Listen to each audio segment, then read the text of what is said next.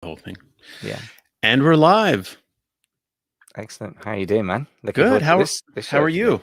Yeah, very well. Looking forward to hearing about ClickFunnels. I know you guys have been, quietly, well, not quietly, you've been just getting on with it. You got so many things that you do, which are, have the Clickfunnels. Midas touch. There's so many things you do that are working well, and ClickFunnels now amongst them. I know you guys got to 6 figures already with it this year, so It's a exciting stuff. This is a great conversation. We keep having these topics where one of us will propose a topic and we're like, we haven't talked about that yet already. Yeah. I'm like, no, we haven't talked about it. So today's the deep dive on ClickFunnels, and so I think it'll be a great conversation. We definitely want to steer this towards practicality or usefulness for physical product sellers, particularly people who are selling on Amazon currently. But let's dive into the whole use case for it and everything as we kick off the podcast. So yeah. Well, cool. If you're just joining us, we'd love to have you say hello, give us a chat, comment underneath this video, wherever you're watching it, on YouTube or Facebook, some of Michael's groups and places, some of my groups and places. So we'd love to have a conversation with you this morning as we talk about ClickFunnels. We're happy to answer questions live. As is our custom, we're going to record a podcast episode live on the spot. It will be a one-hit wonder. No editing out of content later. Usually we've pretty much gotten it, so we just let her rip and do the thing, and it turns into the podcast. And so we'll have a great time with it today. And of course, if you're watching this by replay, we hope to answer a ton of questions about ClickFunnels today and really have a great conversation about it. I think it's timely. This is ClickFunnels Live is coming up in the end of this month as we record it, or actually, I guess in about a month in September. And so it is timely. Russell's doing a ton of advertising for ClickFunnels Live, so people have probably seen that. So maybe it seems thematically like, kind of on point. So Yeah. Absolutely. No, it's great stuff. And what's going to interest me is exactly that thing of how we can integrate things with an existing physical products business, which I guess the majority of e-commerce, whatever that means, is generally that's how people self-identify. So that'll be particularly of interest to me, I think. Yeah. Well, let's jump in here and hit record on the podcast. I would love to hear your kind of exposure, background, and level of awareness of ClickFunnels when you heard about it, all that. So maybe we'll just do that in the intro bit as we jump into the session. Shall we? Yes, let's do this thing. Okay, let's do it.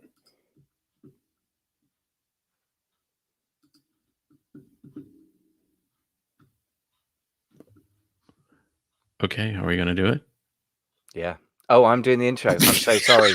I was waiting for you politely and thinking this is a bit of a long pause. Well, folks, this is how professional this. It we used to be a one-hit wonder. M being the clue. I was just kind of assuming because you're the expert in this. Right, let me do this. Okay. Well then, folks, if you're watching this live, well, this is how it rolls sometimes. Sorry, Jason. I'll actually read what you've written next time. No worries. In this episode, Jason and Michael discuss using ClickFunnels for e-commerce, how and why. Should we just do that again? I feel a bit strange about referring to us in the third person. We're not a one-hit wonder at all. Let's try again. This is take 3, folks. Yes. We're right. Third time lucky. In this episode, we are going to discuss using ClickFunnels for e-commerce, how and why. We're breaking down the ideal use cases and the wrong use cases, just as important what not to use it for, and much more. So, Jason, I know you've been using ClickFunnels to generate a 6-figure revenue stream this year, and we're only just halfway through. And so I want to ask you all about it. I'm genuinely really curious about this. As a preview during this conversation, we're going to answer a few of these things. Are you ready to tell all about these topics and help us understand how and why to use ClickFunnels for e-commerce? Absolutely. Yeah, I love this topic. It's a great one. We are fans of ClickFunnels. We use it and really have a lot of conversations with our e-commerce coaching clients as well, frequently about ClickFunnels use case and how and why not, when, all the details of, kind of integrating it into an e-commerce operation. So in this episode, let's dive into all of those elements and really help people understand the pros and cons and how it might work for them. Yeah, I guess that's my first question. And my prejudice, I suppose, about ClickFunnels, which I don't think I'm the only person to have it, is that it's all about information products. And, Russell Brunson is, as you say, all over the internet, and lots of people obviously use ClickFunnels and swear by it. But does it fit into an e-commerce type business, whatever that means? And if so, how does it work? How does that integration work? Yeah, it's a great question. So let's start with the very beginning question, which is what is ClickFunnels, right? For the people who aren't even familiar with it, ClickFunnels is a landing page or a website page builder tool, similar to Shopify, similar to Wix or WooCommerce or many other landing page builders. And it's by Russell Brunson, a fantastic internet marketer. And it's become quite the rage in the last few years. Many people using it. It's become a huge company in its own right. And it has got quite a use case. Now, to your question about whether it's just for information product sellers, I think they would say no.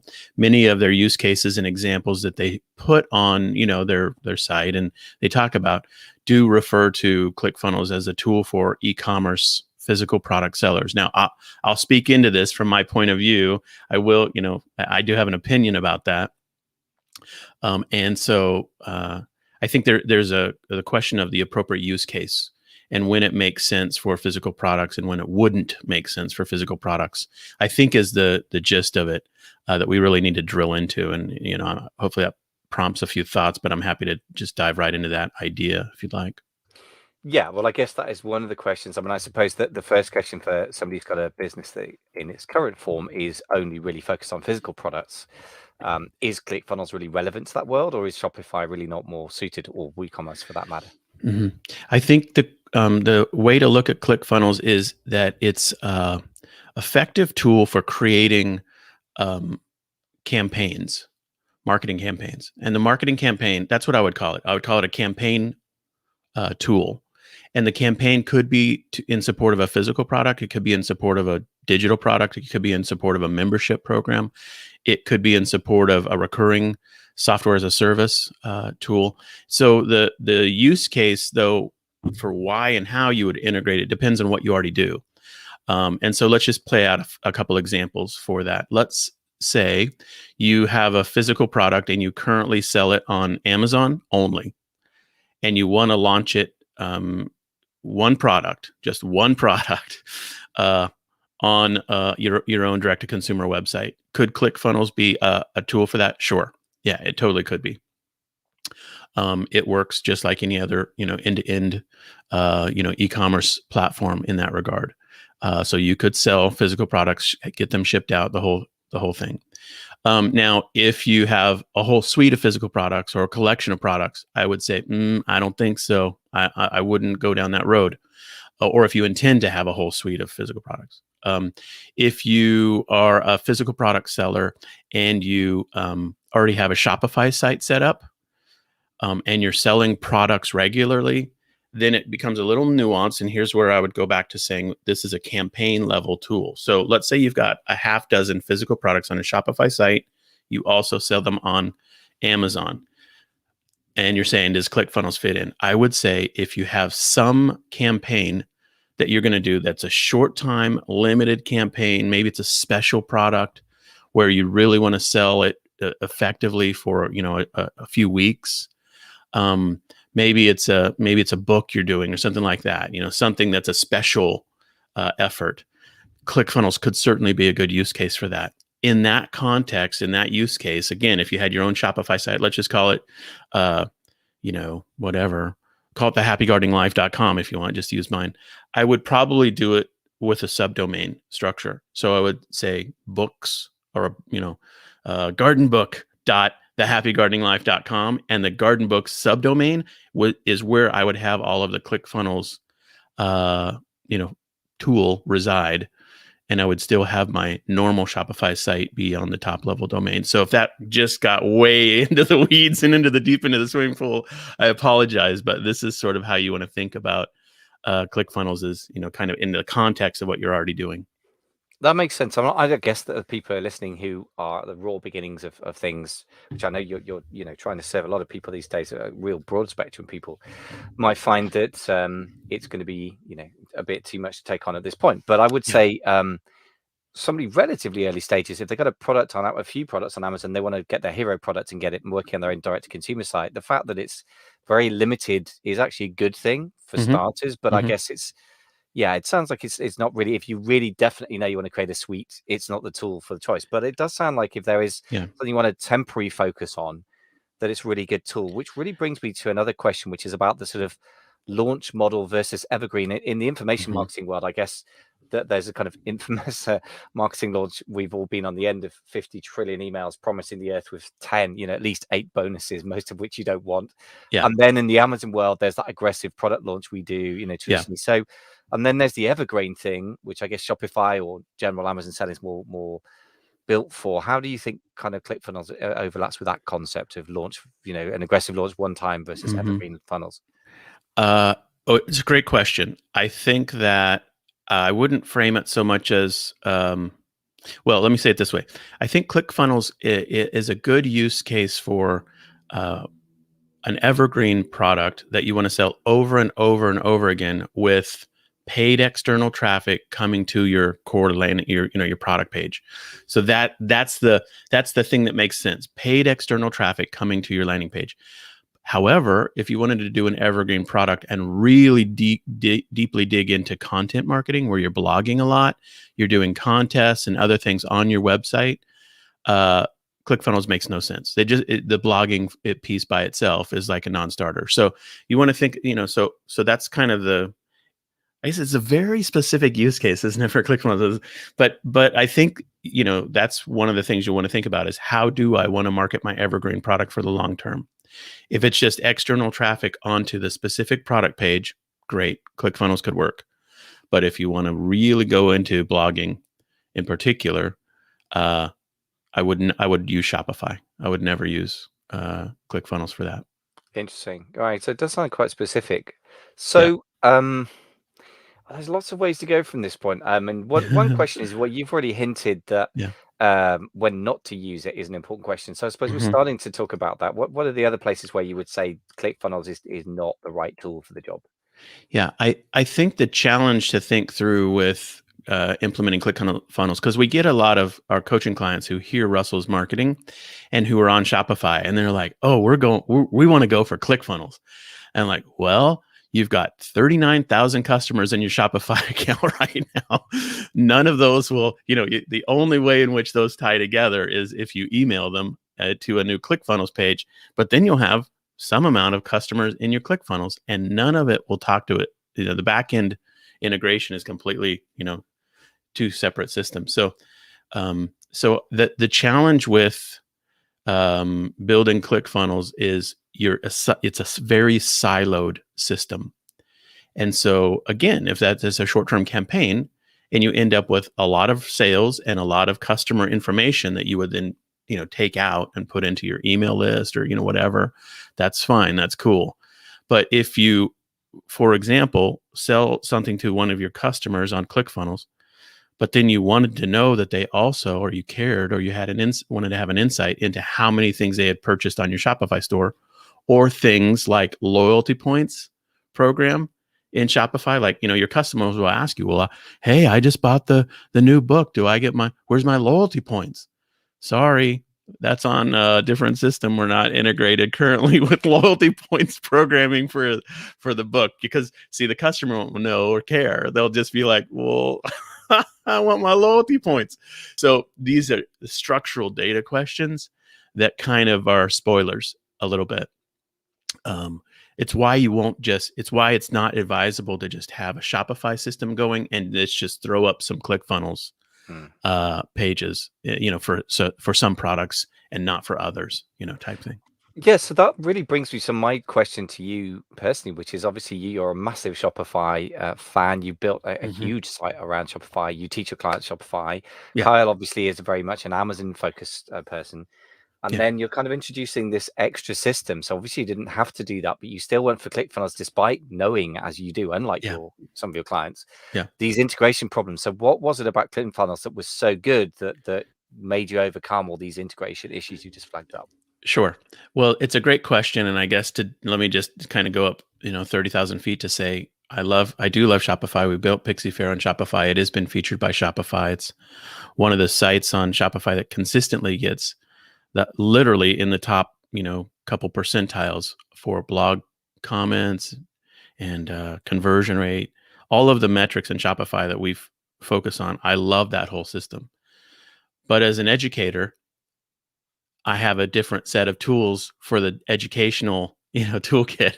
Obviously, I sell, I think, of 39,000 students on Udemy, uh, just an educational marketplace. And then our core business, winning on Shopify.com, which is about to be rebranded, is built on Kajabi, not on Shopify. And then for these campaigns that we're doing, these short-term specific campaigns, ClickFunnels is a fantastic tool. So, the last thing I would want to do is say to everybody, use Shopify for everything. It's not a wise idea. Shopify is phenomenal for e-commerce, for physical products and for digital products. Our use case is primarily digital products. But ClickFunnels has its place. Kajabi has its place, and that's kind of how we approach it. Yeah.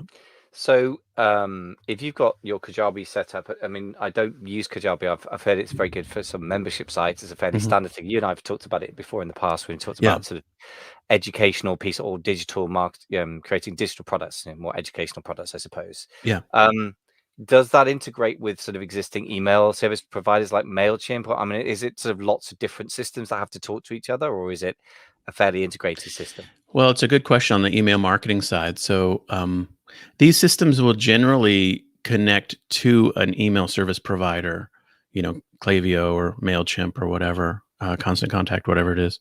And so, you'll get the outbound emails to go into your Klaviyo account from ClickFunnels or from Shopify or from Kajabi.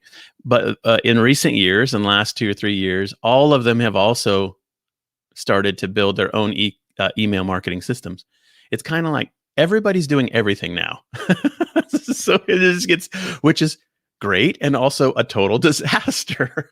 And so when everybody does everything, you have to decide who does what for you and what makes sense. And so just as a practical matter, we've had for Kyle and I's, coaching consulting business, we have had our email marketing process run through MailChimp for the last 3 years until about 3 months ago.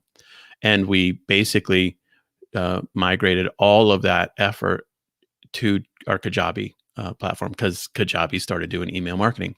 And the pros and cons of it were like, okay, we've got, a certain number of email addresses, and our MailChimp account in totality, because it was used by me for Pixie Fair, Cinnamon and I for Pixie Fair, it's used for us for our charity, and it was used for winning on Shopify. It was close to $1,000 a month, just our MailChimp account. And so, after a while, you're like, okay, wait, there's just basic, mathematics behind this. If we can start carving off these chunks and doing them on platforms that we're already paying for, maybe there's some logic there.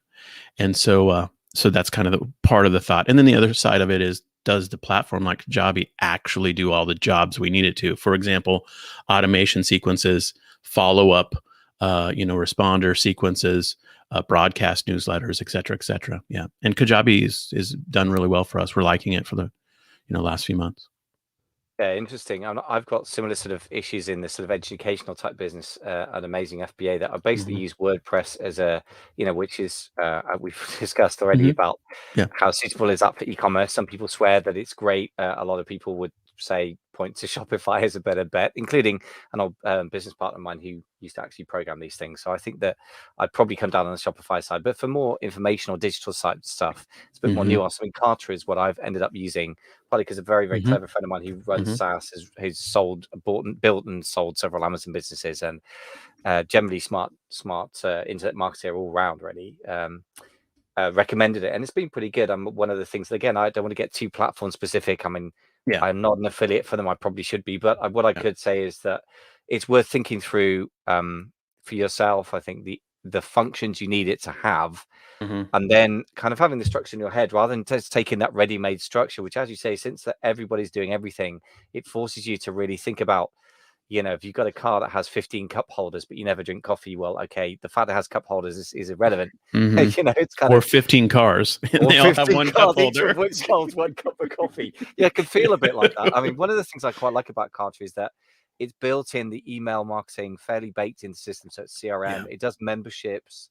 It Yeah. does quite sophisticated email campaigns. I used to use Active Hmm. Campaign, which Hmm. is possibly one notch more sophisticated, but it's pretty sophisticated. And Yeah. you can do segmentation, the stuff that I think is important, and it's This pretty is, good at integrating most things. So I do yeah. find it's helpful to have things in one place. Having Yeah.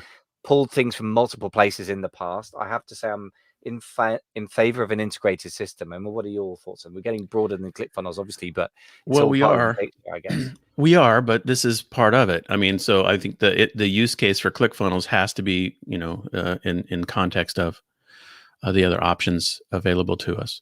And so, yeah, the reason I wasn't, the reason I was leery of Kartra is because the people who made it made Webinar Jam, and Webinar Jam hurt me so badly in the past that I never wanted to go there with them. And so it was sort of a grudge, I guess. Not really a grudge. It was just, I was just like, no, I don't think so. Yeah, But I didn't really have a use case for it because I was already using Kajabi and MailChimp and, ClickFunnels. But I take your point. To the extent you can build a part of your business on one core technology, you're smarter for it. But these are the hard choices of multiple platforms. Yeah. I mean, to your point, I mean, I do remember once, I think it was pretty much the first, I think it was the first podcast we did. We were using Carter for something and it completely let us down. And then after that, ever since, it's been 100% fine, I've Yeah. got to say. And before, it was Yeah. just an unfortunate experience. Yeah. But, you have to say that, the downside that you just effectively Right. flagged up is that if you put all your eggs in one basket and that basket sinks, that's a very bad Yeah. mixed metaphor, then it's all lost. Yeah. Whereas I guess if you've got ClickFunnels meets Kajabi meets MailChimp, whatever, it may be a bit of a mess, but no Yeah. single point of failure. So I Yeah. guess there's another point as well, isn't it? I would say I'm very grateful to have the ability on WordPress to do most of the stuff I Mhm. needed to if I really had to. I've done it in the Yeah. past Yeah. as I've cadged things together. And I think it's important to have that plan B Yeah. available, just like a redundancy system in an aircraft or Mhm. something. Yeah. So, Yeah. I guess it's a broader point. Anyway, back to ClickFunnels. Yes. So assuming you're going to use it, how do you make the most of it? Because obviously there's lots of ways of doing it, Mhm. but I presume you're not just kind of putting one product up, sending a bunch of expensive traffic, and then that's it. There's something a bit more sophisticated than that. Well, ClickFunnels as a specific tool has a fantastic use case. I mean, it is an amazing tool. So with all of this pretext that we've just talked about when and why it might be right for you or not, once you actually decide it is right for you, it has really got some components that are fantastic. And so, I'm a huge fan of it. Even given all of this, the pretext we just described, or context, the idea that it's an effective tool is without a doubt that it is an effective tool. And so there are a few things that really stand out to me that I really love about it. One of the things that Russell did very effectively early with ClickFunnels that many sites and others have copied now is the use of upsells in the checkout process. And he has it's basically you've got 5 selling opportunities inside every ClickFunnels campaign. Again, and I always talk about these as like their campaigns, So inside the campaign, you've got 5 selling opportunities, and you get to use them like a Swiss Army knife. And it's really fascinating. And after the campaign is over, you get to look back statistically and say, oh, 2% of our, traffic chose this option, or 49% of our traffic chose this option. There's 5 things, and I'll just mention to them real quickly. There's the first thing is the front end offer, the thing that the customer is coming to the page to behold. It could be free or it could be paid. So that's that's your first thing. We've done it differently 2 times this year, and we're about to do it in September a third way. And so we can describe those momentarily, but let me just get through this list. So the first thing is the front end offer. And then when people say yes to that front end offer, they're on the checkout page where they have to enter their credit card. They're given what's called the order bump. An order bump is just a little. They used to call it in direct response marketing a Johnson box, I believe, but now Russell likes to call it a Brunson box, I think. But it's just a little pop up that it is a little micro discrete offer. And it can be anything, and usually they say to make it sort of a bracketed, 3 times the front end offer, some small but meaningful amount to you, and it's giving the customer an additional thing.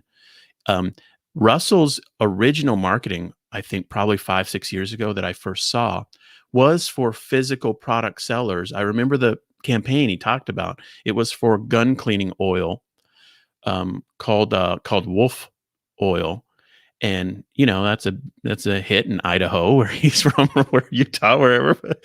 So but that was his use case, was gun oil, and I believe the bump was double my order, and he split tested that against a ton of different things, as I recall, and the double my order bump was a crushingly good order bump. And that lesson, I don't think many e-commerce sellers have figured out and applied in their own Shopify business. So that's a whole different thing. But that's a second, offer you get to make.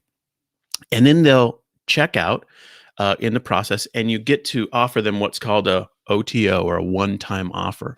It's a video prompted, generally, quick offer before they complete their checkout. And it basically says, hey, before you check out, like to extend a special offer to you right now, blah, blah, blah.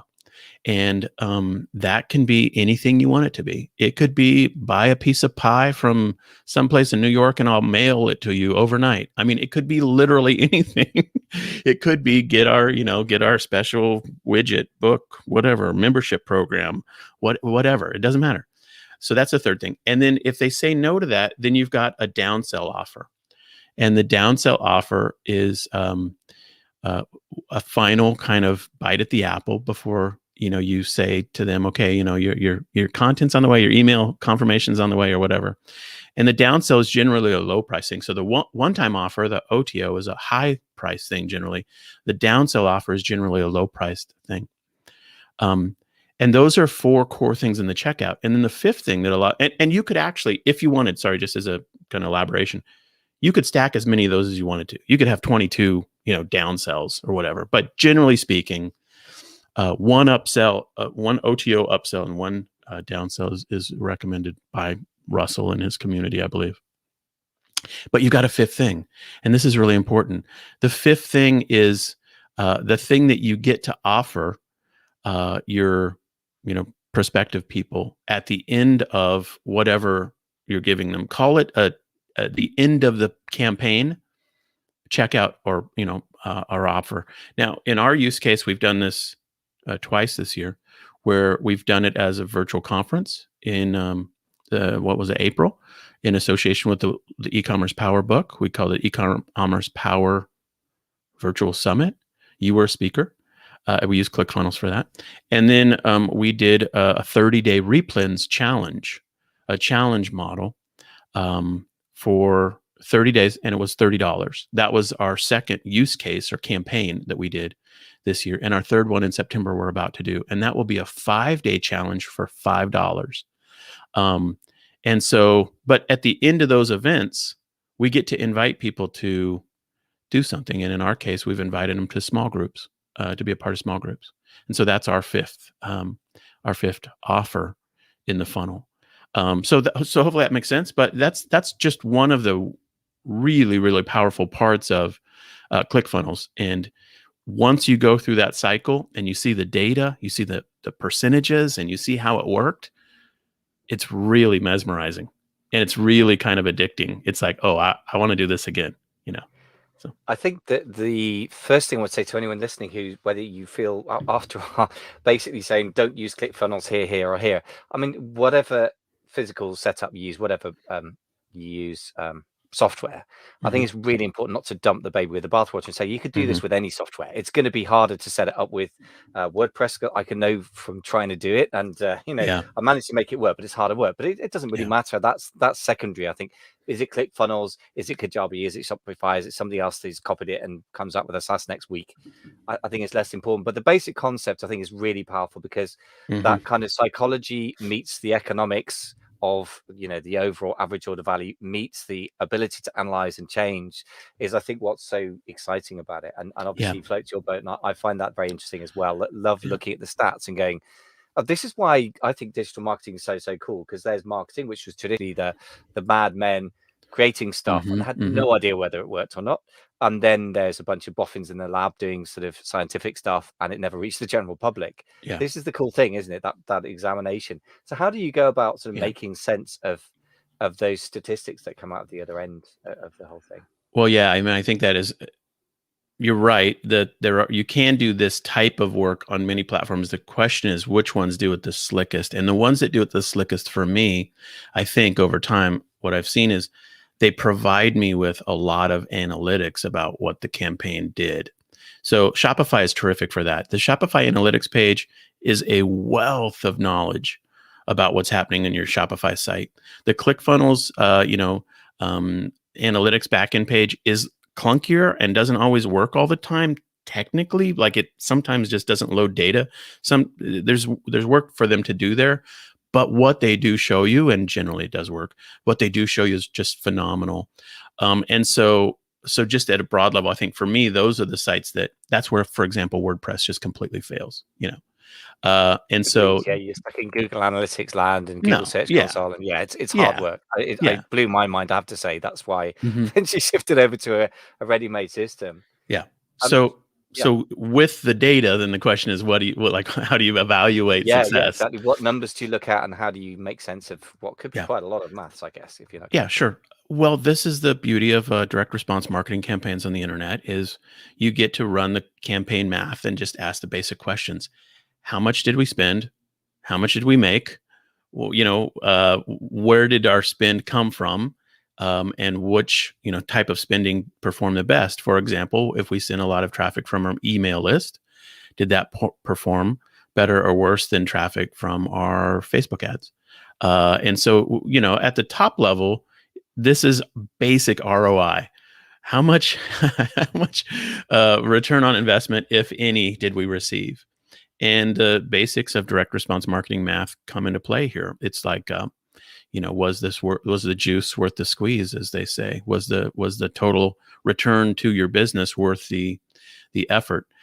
Part of the effort for ClickFunnels, as well as for Shopify, is the time and energy to build the site itself, not just the spending of like on advertising. And so we should talk through that part of it. But I will say the basic metrics you're looking for is what was the overall traffic we sent to the page, and how did it convert? So you can evaluate the product offer. Was our offer compelling? Did we get a product market fit in terms of who we were putting the offer in front of, and did they see it as valuable? Did they bite, if you will, by going through? And there's a whole host of questions you unpack as soon as you ask that. Like, well, what was it? What was wrong? Was the title of it wrong? Was the product format or modality wrong? Like it was a video course, but they wanted a book, or that was a book, but they wanted a video training. Was the price point appropriate or not, or credible or not? Was it good copywriting? Was it confusing to the people who were on the page, or was it crystal clear? On and on and on. There's just a million questions there you can start to dig into and geek out over. Yeah, and I guess you can end up in the rabbit hole quite quickly there. But one thing that struck me about the metric side, in other words, the financial metrics, is that you sneakily mentioned at the end, you got the 5 basic offers, and yes, you could have a trillion. I've seen diagrams of funnels from is it Rick Valentine, who you mentioned a long time ago, and I actually took a challenge course with him. He was really, really good, by the way. I thought very good at funnel structure. But the thing you sneakily just kind of casually mentioned at the end, I think, is presumably the thing that makes all the difference to the metrics, which is at the end, you can having got them to spend the whole $30, and you spend 30 days of your life running a challenge. And I know you guys work really, really hard. I've been part of your challenges and followed them and been a guest speaker, and you work really hard. But at the back end, if you're offering them a mastermind or some kind of group membership, presumably the lifetime value of that, or the long-term value of that, can be quite substantial. Is that really what makes it goes from break even to profit, or do you try and make a profit on the front end? How do you, in simple terms?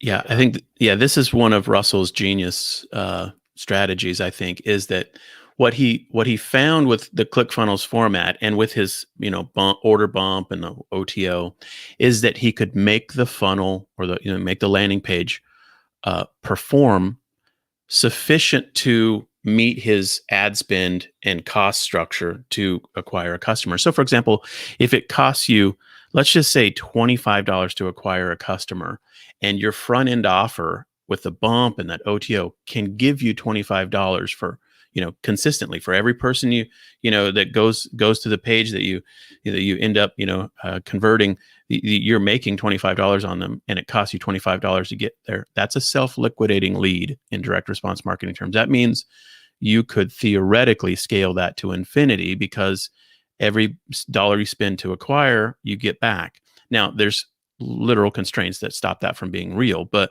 to an extent, it's true. And so that was his genius. And then, to your point, let's say that you acquired, let's just pick a number, any number you want, 1,000 people that you acquired, and you broke even, or 10,000 or 100,000. If you break even on acquisition of that many people, then the next question is, what do you put in front of those people a week after you've acquired them? And that is how ClickFunnels works, and it's how people become two comma club members is Russell's genius tool, which is a 7-figure funnel.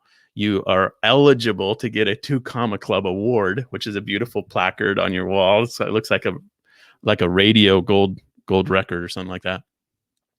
And then they have the 10x or whatever it is, but the $10 million club, which people do. And it's just phenomenal. So that's the logic of building through ClickFunnels. And when you hear all that, you're like, oh my gosh, I'm gonna do this. We're like, wait, you've got 14 products on your Shopify site. Don't forget about those products. Yeah. So that's my caution. Yeah, that's everybody. why we kind of started with the caution, and now we're getting people excited. So I guess we kind of I did it know. the wrong way around, didn't we? But yeah, we showed you the motorbike now, and you're going to forget about the the riding training. Why it's useful. Mm-hmm. But more, again, I sort of started with the more nerdy, direct sort of evaluation of numbers question. But more broadly, what would you say you've learned from running so far 2, and I guess by the end of this year, 3 large scale ClickFunnels campaigns? Then? Mm-hmm. Yeah, it's a great question. So for Kyle and I specific use, and we've done these 2 events so far this year. We've really learned a ton about ClickFunnels, what you might call done right or done well, in our view, and so I think we've learned a ton. I will say in our case, what we've realized is that it's a good tool for campaigning at the top of the funnel, I guess you could say. So if you think of your customer base as a funnel where you've got people at the top of that funnel who don't even know about you, who you want to put something in front of. And the question is, what are you going to put in front of them to get on their radar, to have them know you and ideally like you and then trust you? Is what are you going to do there for those people? And again, this is information marketing specific, really, in our use case. But ClickFunnels campaign works really well in that regard. And so that's how we've been using it, as top of funnel strategies. And so, we're excited to do that. It's working, and we'll continue to do that. Our goal was to do 4 top of funnel campaigns this year. We've done 2. They've worked. We're about to do our 3rd on September 6th. It's in support of, Danny Stock's new book, 2nd edition of his book. And we'll do a 4th one in Q4. Yeah. Cool. Now, you've written in the outline that we always put together for the podcast. Can you give me some behind the scenes details and numbers? Feels like a rude question, but I'm always curious. So if you're willing to share, I'd love to know a little bit about, how the numbers actually stack up in real life. Yeah, sure. Happy to do it. So, open book on this stuff. So we've done, just on the front end offer work, right at $100,000 in sales. That came from 2 events. The first one was probably, if I just do general split of the basic info, was probably $30,000 event. The second event was like a $70,000 event. So I feel like we're getting better at it. The first event was a virtual summit for $17, and you got the book, a physical copy of my book. And then the second event was a 30-day challenge, which was just digitally delivered information. Pros and cons of each of those. The physical book was a nightmare to mail out.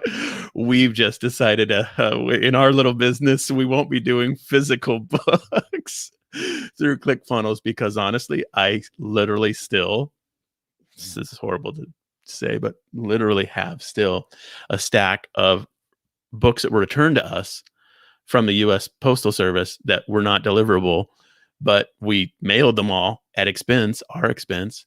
And so a physical book was kind of the cornerstone of the first campaign we did.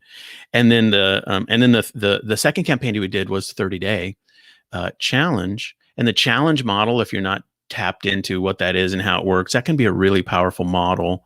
Doing online challenges, many people are doing them. Pedro Adeo's a great guy. He's sort of the pioneer and expert in challenges now. And I've been at his events and I've taught, I did a special teaching in his event a couple years, or in his group a couple years ago. But anyway, so the second one was a challenge, and we did it as a 30-day challenge. And the summary of that one was, it worked a lot better than our first way, but 30 days is just really long. But financially, it worked better, and systems-wise, it worked better.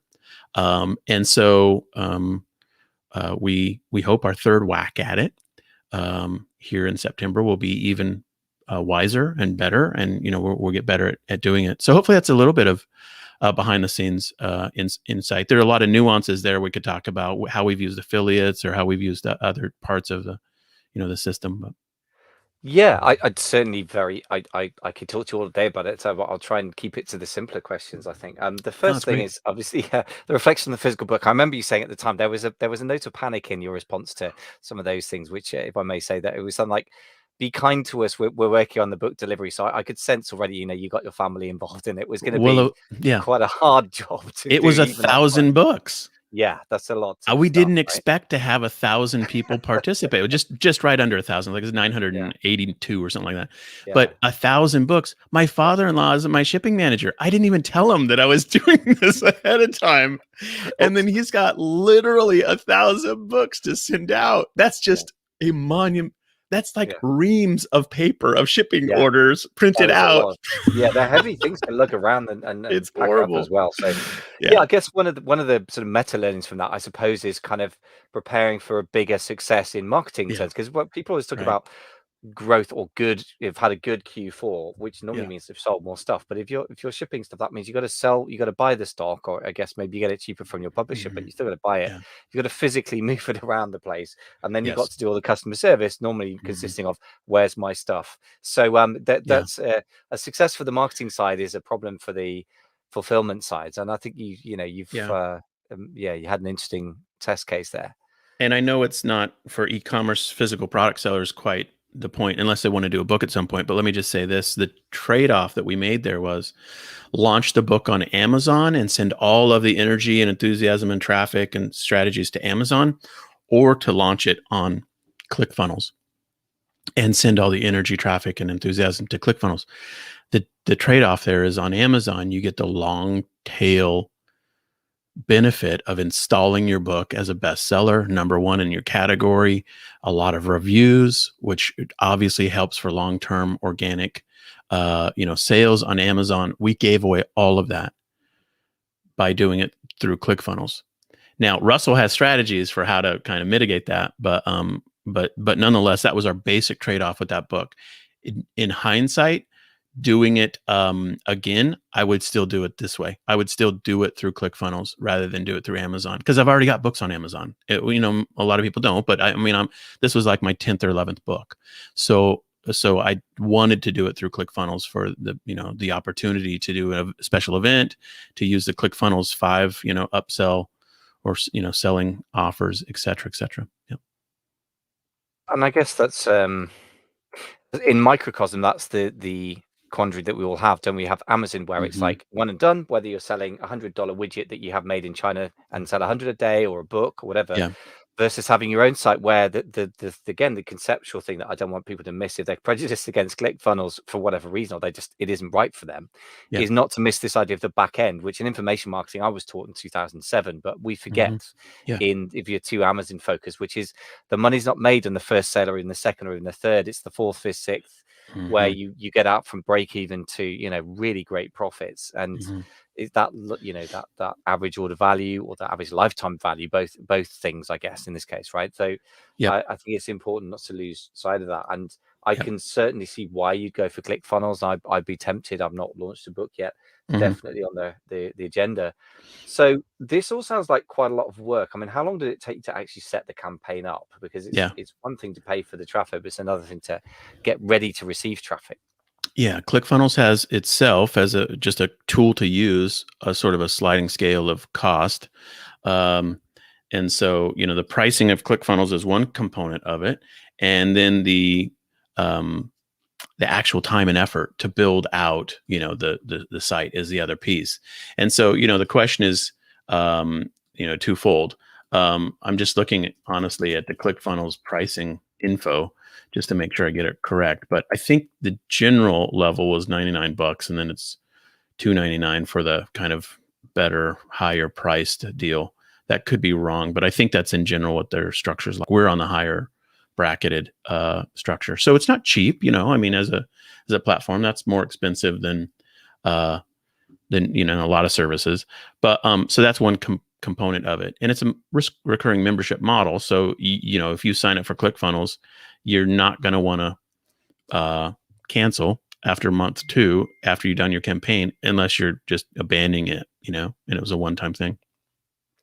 So that's one cost. Then the other cost is how long it took to set up the site. And here's where I would just say your personal standards of quality are a massive factor in the equation. If I set up a ClickFunnels site, and you can go see ours, you can go still see our e-commerce power summit site. Maybe we'll put in the show notes, and you can also see the Replens challenge site. That's the one we're going to use in September. So depending on when you listen to this, it might have the 5-day version residing on it, or it might have the 30-day version residing on it. But if, back to my point, if I was setting those up, they would look bad and they would be done fast. Fortunately, Kyle, my business partner, is super OCD on such things, and he really spent the time to make them outstanding. And we're very, very proud. I'm very proud of those sites, and I didn't do the work. He did the work. If I would have done it, it would not have looked good. And so that's a huge factor in answering the question of how long does this take. I would just say, in general, it is as complicated, at least, as setting up an entire Shopify site. So just realize, you're setting up a Shopify site, but you're, equivalent level of work if you've done that, but it's just a different platform with different tools, widgets, buttons, systems.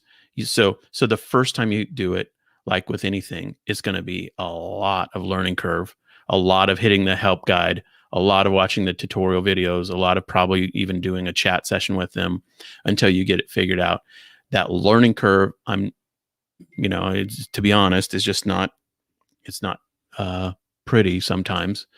You gotta fight through that pain. But Kyle's done that, and now he's and he's also found a resource. He has a guy who builds these for us now that basically does the let's say 75% of the construct of the funnel, and then Kyle refines and polishes it, and that's been hugely helpful. His name's Asher, and he's a nice guy, and he's building these for us, and Kyle gives him all the guidelines, and then we're also now cloning our prior funnels, which helps tremendously. Once you've kind of built one, you can use it as a template, if you will, if you do similar things. So a lot goes into answering that question, how long does it take? But hopefully it gives some flavor to it.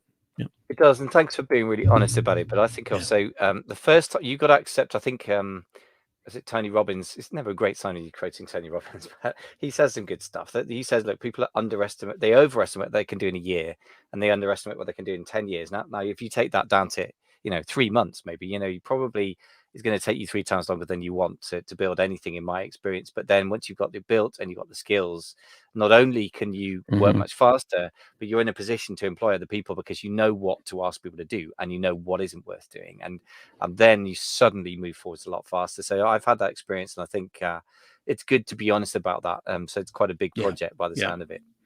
It is. I wouldn't discount it. And if you're super ninja at building on your Shopify platform, or you're really comfortable, maybe you've built on other platforms, you're like, oh, I got this. I'm good at it. And not just in your own mind, you're good at it, but literally the visual quality is at a high level.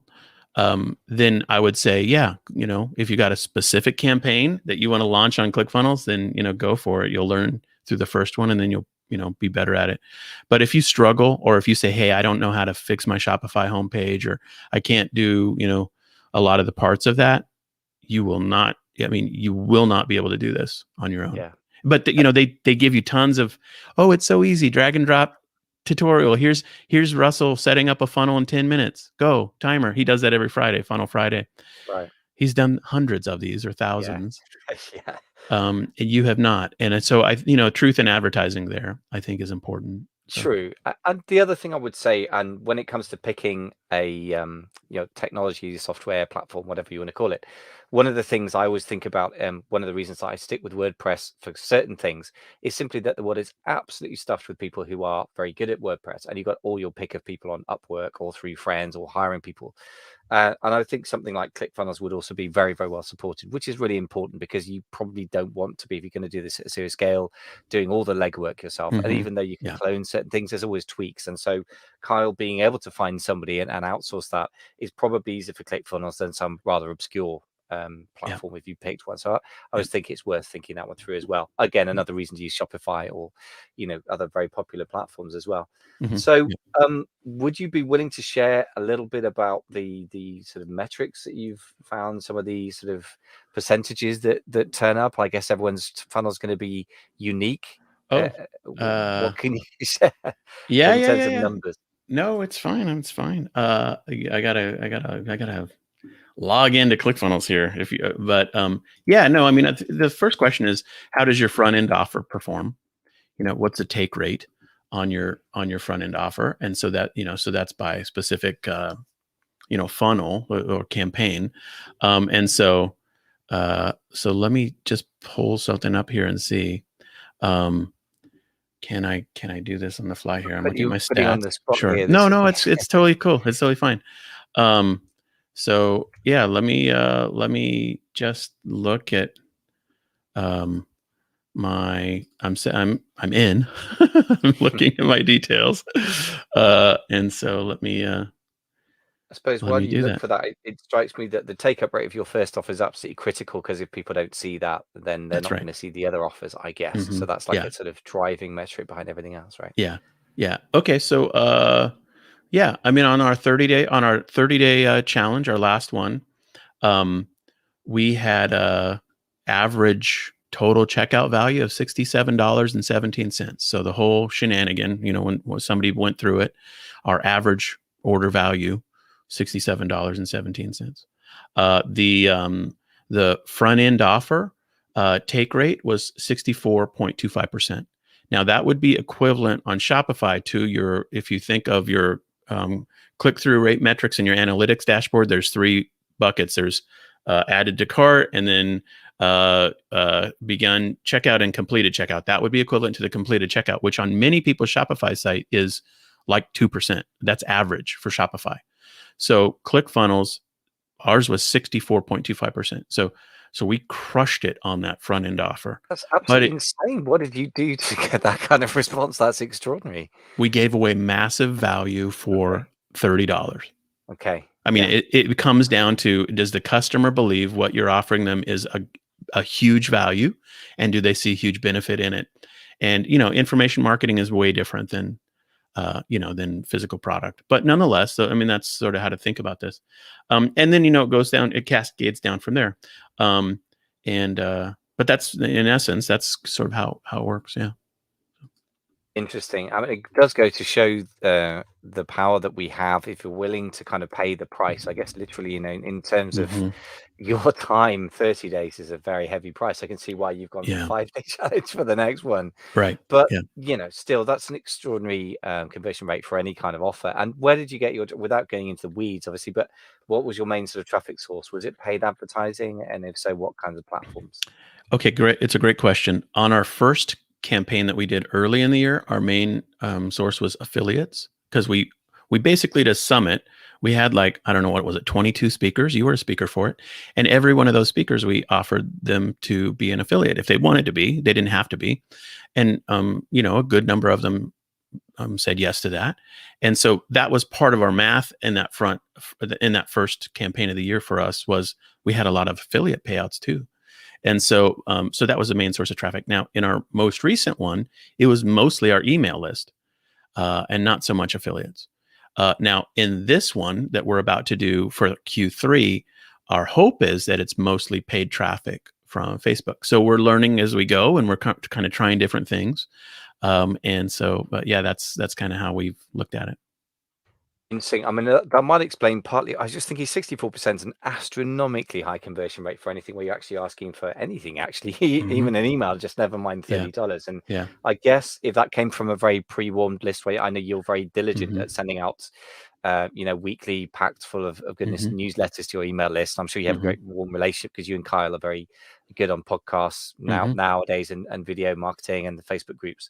So Hmm. I guess it's probably a testament to how well you've nurtured that relationship. Hmm. I'm imagining. Would you say that's true? It sounds like a very high one to expect from cold traffic, I'd imagine.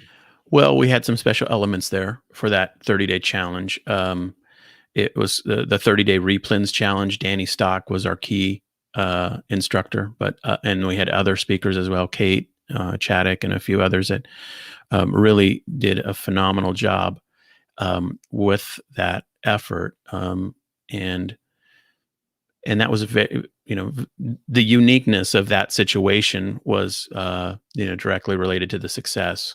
Danny is known as the guru of this strategy called replens selling, and people hadn't heard from him for a while. He hadn't done anything that was like this in a good amount of time, and it was sort of him coming out of the wilderness a little bit, in a way, I guess, to the people who were on the list, and they wanted to hear from him, and they wanted to participate in it and learn from him.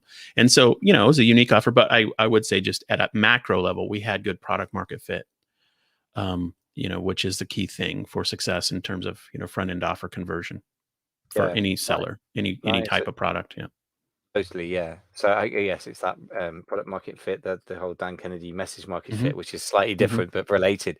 And also, it seems to me, a combination of a perfect storm. So a really well-known person in the space, some unique content from them, really, really Hmm. good fits.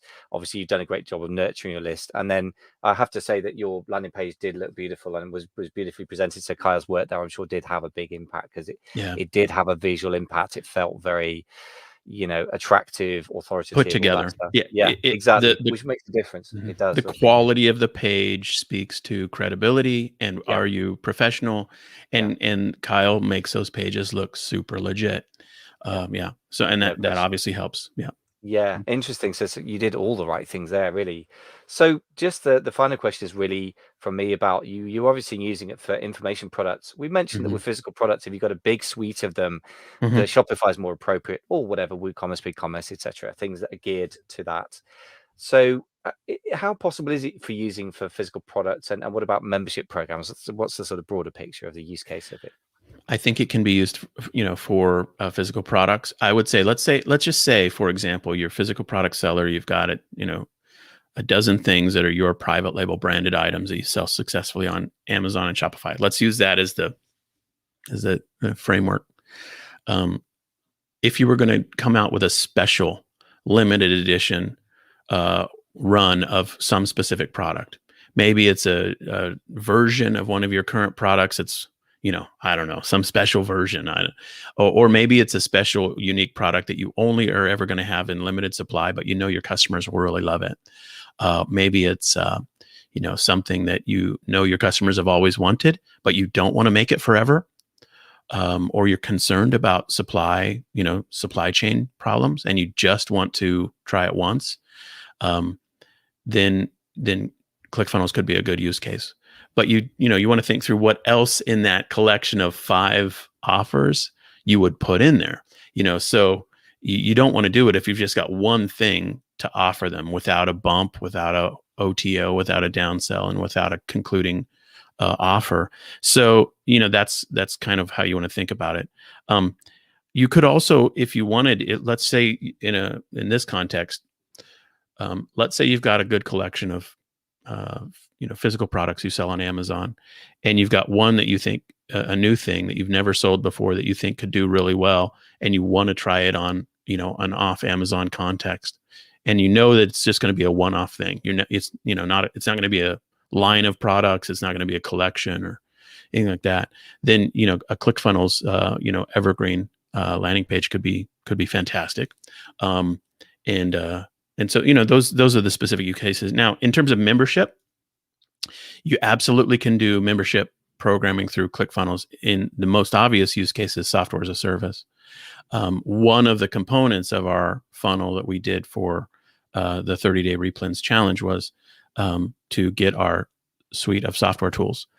We have 4 software tools for Amazon sellers, and we made that offer and that's an ongoing recurring offer, and monthly recurring membership in essence for the software, and we made that offer in that funnel. So there's value there, and so when you do membership through that, one of the things you want to ask yourself is, what's my campaign window for tracking my success? Let's just say you run your campaign for 2 weeks hard. Like, this is my launch campaign date and range, and this is what I'm focused on. But if you get 1,000 people who give you whatever amount a month, $29 or whatever it is, all of that money, residual income, permanently baked in, is your monthly recurring revenue. Do you attribute it to that front campaign or not? I mean, you have to say at a point, this made us this much money, but it also benefited our business by, this ongoing revenue stream. So that's kind of a more complicated math question for running membership programs through ClickFunnels, but certainly can work that way. It feels to me a bit like it's in a lot of contexts a kind of rocket booster. You strap it onto your basic space vehicle. I always use space shuttle, but that's very outdated now. It shows how old I am. But whatever it is, the Falcon SpaceX, Heavy or whatever. Rocket boosters, you strap it on, and then you go crazy. And like SpaceX's rocket boosters these days, it's reusable in the sense that you could clone it or whatever. But it's kind of a one and done to a degree. But then once you got things into orbit, there's a lot of residual value that comes from it, which for me is what excites me. If I could see that would be much more interesting to me.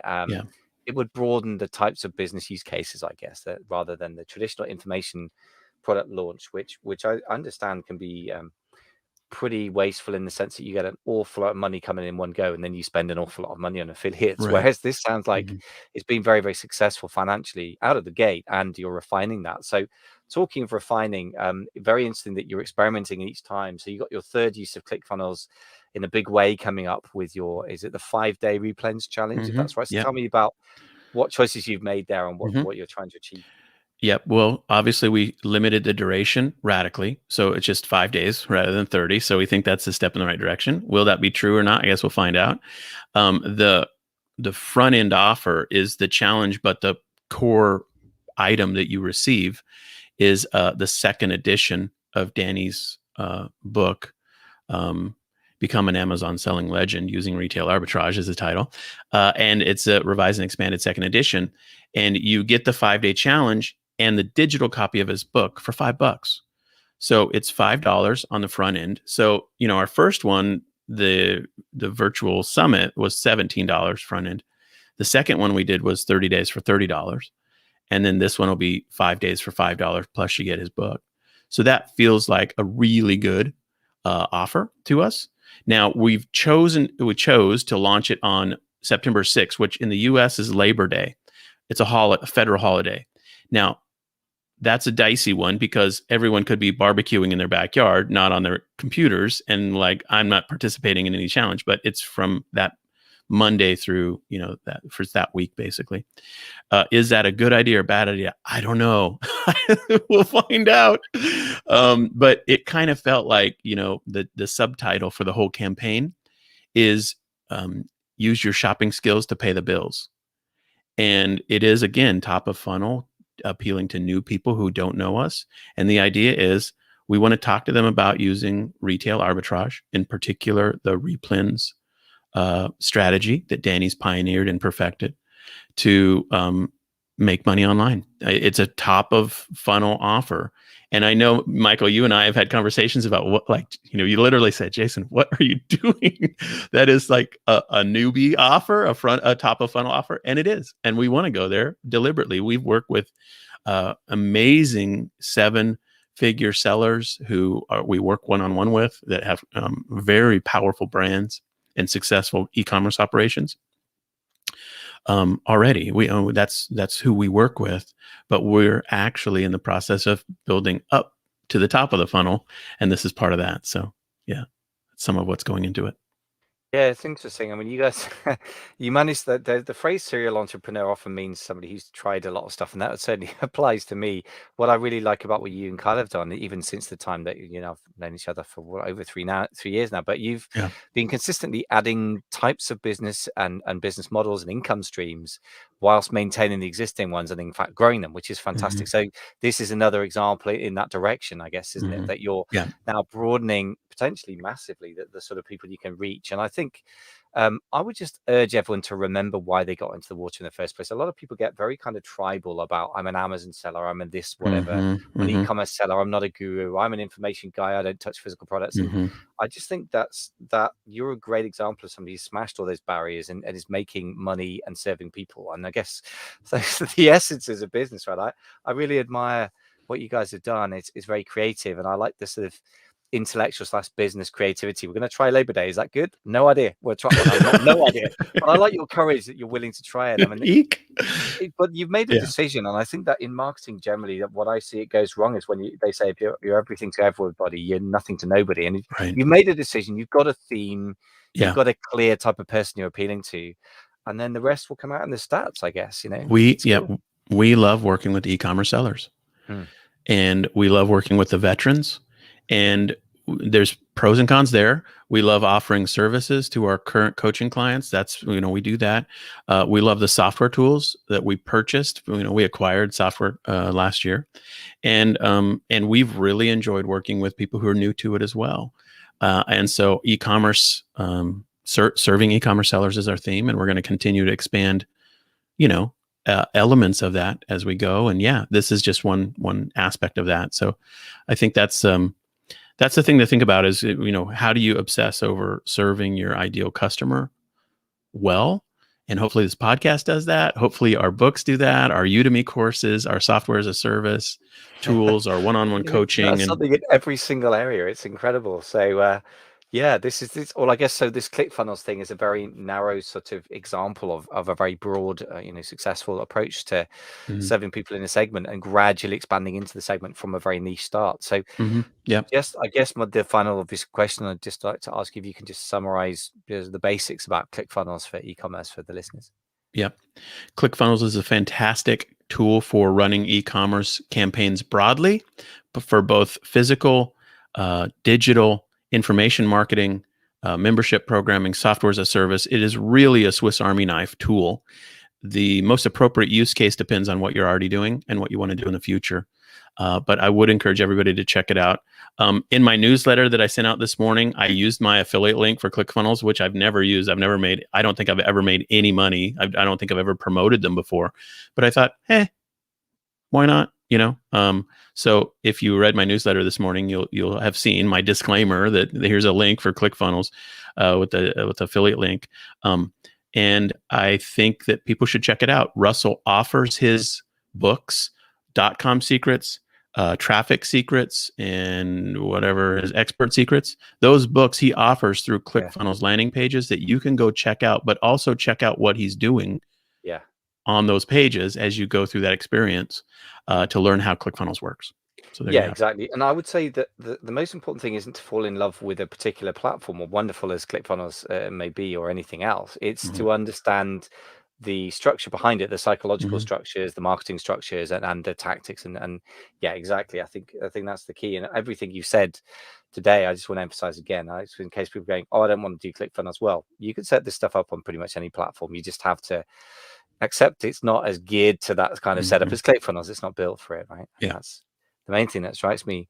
Well, there's been a great conversation, man, as ever. I feel like I've learned a ton. I hope that everyone listening has as well. And I just want to say, don't forget to subscribe to the e-commerce leader. You can join the other people who are coming. Our numbers go in the right direction, which is great to see. Mhm. And I think Yeah. we're actually now ranking for e-commerce without that dash.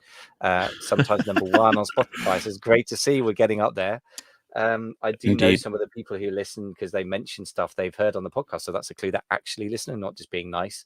And some 7-figure Amazon sellers or people who've sold Amazon businesses for 7 figures are definitely listening. I got a PM earlier today saying, oh, you mentioned such and such on a podcast with Jason. I'm like, Mhm. oh, yes, I know what you mean. So come and join the guys. I mean, it's being listened to by the right people. So come and join us. Perfect. There we did it. Great podcast. Done. Excellent. Awesome, man. Great conversation. This is a good one. Yeah. And really hope everyone sees ClickFunnels in the light of reality. I mean, I don't like to be a downer, but I mean, when they do a lot of marketing, I think it's important to hear third-party perspective as well. And hopefully my perspective isn't a biased one too much. I mean, it's as a user. So anyway, all that to say, hopefully this has been helpful for our audience, for those who are considering using ClickFunnels. So Yeah. Good stuff, love it. man. All right, pal. Let's end it here. As always, thank you for hanging out with us on Sunday morning, Sunday afternoon, London time, and it's an honor to be able to serve you guys in the community. And if you watch this by replay, feel free to ask us questions underneath the videos wherever you're watching them. We'll try to be aware of those, or hit us up if you want more info on how you can work with Michael in his 10K collective group, and or with me with our coaching program. All right, man, I'm going to end it here.